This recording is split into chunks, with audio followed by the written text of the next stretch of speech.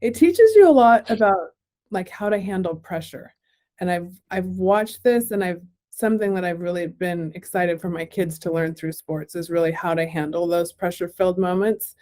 And I don't know if there's one that pops out in your head, but like what are the ways that like when the stakes are high in a game and maybe it's a game point or a five setter or whatever that you really have learned to handle that pressure? What are some of the tools that you use?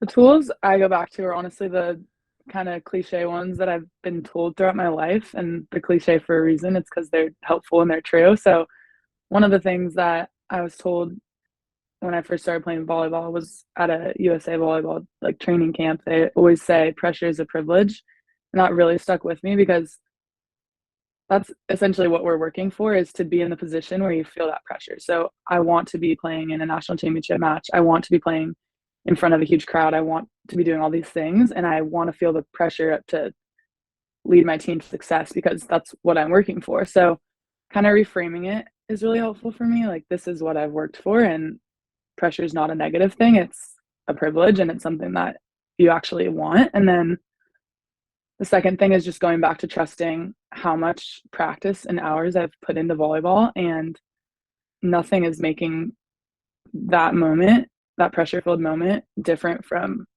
practice besides my own mentality. So trying not to make it bigger than it needs to be. It's just a volleyball game. It's just a point. Like, I don't need to do anything I've never done before. I just need to execute how I do every day in practice. And so honestly, just like not thinking about it versus like telling myself too much, just being like, this is just volleyball. I know how to do it. I've done this a million times. And just going back to the basics is what really helps me in pressure situations.